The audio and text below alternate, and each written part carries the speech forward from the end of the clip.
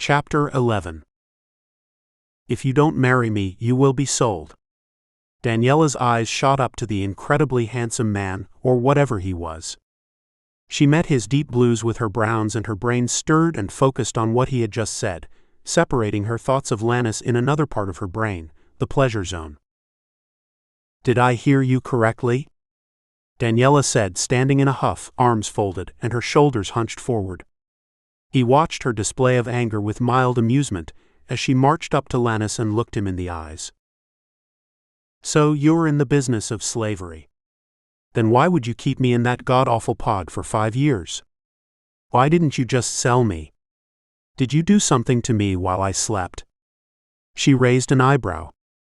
"I did feel all used up and tired when Meletus finally released me. It wasn't him, was it?"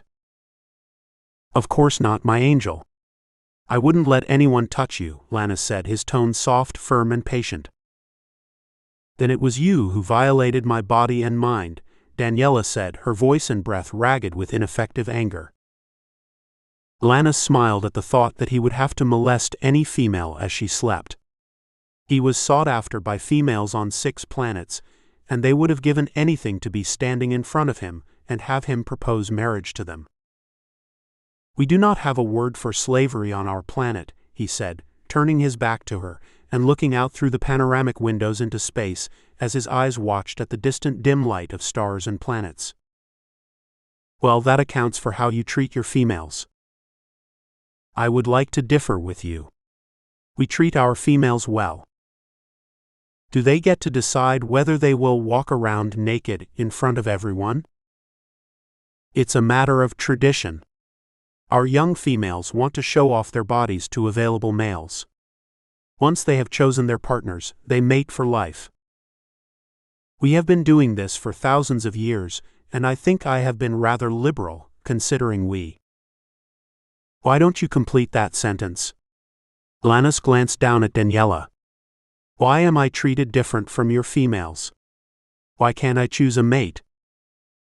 "Only the king is allowed to choose his mate," Lannis said, "and it is because you are different from our females that I chose you. Our females do not raise their voices to our males, nor do they speak to their king in this manner. It is one reason why I chose to keep you. I felt your spirit, and in times like these I will need a queen that has spirit." "What do you mean, times like these?" Daniela questioned. "I didn't tell you everything." "Why am I not surprised?" she said. Her voice light as she closed her eyes quickly and opened them quick and rolled them at him. "Why do you do that?" Lannis questioned. "I do a lot of things a lot." Daniela emphasized each word. "I've noticed," he said with a closed smile. "Good," she said, crossing her arms, waiting for an answer. "We are now at war with the Federation because of my decision to keep you. The Prince of Ovid will not want you if I have taken you to be my wife, and I have consummated our marriage. Then you will no longer be desirable to him. It is a small tribute to pay for keeping us from war, don't you think?" "That's not my problem. You will figure something out. After all, you are king, and the leader of your planet." She turned away from him, gazing into the universe, wondering how she could meet up with her crew. Lannis walked to Daniela. He touched her face, and his hand slid down to her arms and landed on her wrists. He felt her pulse, and it had slowed with his hand pressed against her flesh. The feeling she received reminded her of when she was in the pod and couldn't breathe. She had a series of panic attacks, and she remembered that a warm, soothing hand clutched hers, and the warmth of his touch reached through her being, and the whisper of a strong voice saying that she would be all right made her relax and breathe once more.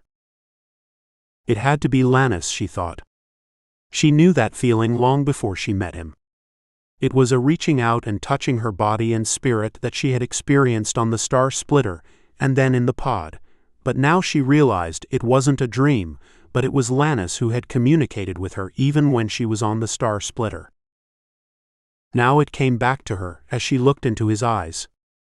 There wasn't any doubt it was him, but she couldn't remember the face. It was a different face that had visited her in her dreams. Not the handsome one she's staring into now. How did he do that, she wondered. How did he change that face? The face in the dream was equally as handsome, but it wasn't the one staring back at her now. With his touch, she became sexually aroused. Danielle pulled away from him because he was overcoming her determination not to be persuaded by his sexy body and touch, even though every part of her being wanted to give in to him. It was her nature to question and go against the grain. Her father forbid her to sign up to the Star Splitter, but she wouldn't listen. She went off and watched a recruiting video and she was sold, a chance to meet good-looking men and find excitement. What else would a woman do who's young and not satisfied with her life? Go out and make things happen. And so she did. Stubborn was her middle name. It wasn't a secret to anyone aboard the Star Splitter. When Captain Dorian said he wanted all females off the space vessel, she refused, and had to be accompanied to the pod by Jesse and a rookie lieutenant. Now here she is looking into the eyes of a beautiful alien, and she doesn't know if he's young or old, handsome or scary, or male or female, and he's not presenting her with much of an option. Danielle concentrated her thoughts on Lannis as he spoke to her. I selected you because I thought you were the most alluring and spirited of the females. And that's supposed to make me happy and fall into your arms and your bed? Don't I have a choice in this? We fought wars on Earth to keep females from being used as objects and traded from one country to another, and here I stand in front of an Anne. Danielle fought to keep from saying what she really wanted to say. I don't know what or who you are. As far as I'm concerned, you could be a hideous creature. We have no word for hideous, Lannis said. You wouldn't, she said with a snappy, bold tone. You will have to have your wars because I'm not marching down an aisle in this gown to marry you. And what kind of tradition is it when you can put your prospective bride on display like a prize cow for all the world to see and bid on her? You have given me questions I cannot answer. But I can say that if you don't marry me, there will be a war. I outbid the Prince of Ovid, and he doesn't like anyone taking anything from him. And my family will not be happy at the sum I paid for you. Then give me to the Prince of Ovid, and get your money back and the problem is solved. I would rather be with my crew on Ovid than be here with you. Lannis glanced down at Danielle. He was sure that she would be happy with him. She just didn't know it. She just didn't know what awaited a beautiful female like her, with too much spirit. Not everyone appreciated her boldness or quick of tongue, but he did. The prince is cruel and has more than one bride. With me there will be only you, he said with a soft, firm voice. At least I know what the males on Ovid look like, even if your brother is the ruler over them. I can live with the blue color thing. I don't think I want to spend my time on this planet. Where is it anyway? She glanced up at Lannis. You take me against my will, and now you tell me I have to rush to marry you. I don't think so. And she plopped down on the bed and crossed her arms. So you will not consider my offer?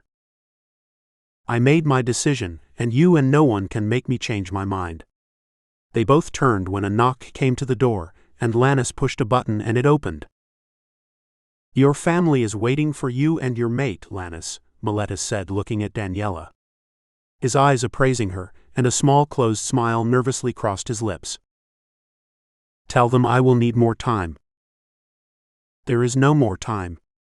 You have held her here for 5 years at a cost us.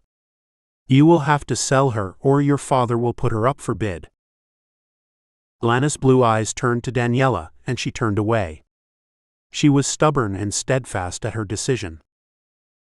Tell my father I will bring her to Ovid tomorrow, and return the money to our bank's federation, Lannis said, his voice breaking with disappointment. Meletus turned on his heels like a soldier receiving a command, and marched to the door and closed it when he stepped out of the cabin. A loud blast hit the spaceship, rocking the right side of it, knocking Danielle to the floor. Are we on a ship? Danielle said. Yes, Lannis said, rushing to pick her up and place her in the large chair. Are you okay? He said, touching her face and arms and legs. Yes, I'm fine considering I've just got myself together. I'm no longer dizzy and claustrophobic. You conveniently forgot that piece of information about being on a ship. I thought I was in a castle on your planet. What else are you holding from me? Danielle said, her eyes narrow as she stood and rushed to the panoramic window and peered out. Why hadn't I noticed this before, she thought. She could see the darkness surrounding and the white lights of stars and 3 spaceships thundering in their direction. When another blast hit the ship, she ducked and rushed to Lannis, and he cradled her to his chest. She felt safe in his arms. After all, wasn't that what she craved all along? We're under attack, and it's the Prince of Ovid who has come for you. You were to marry me today at 12 noon Earth hours. It is now 1 minute past that.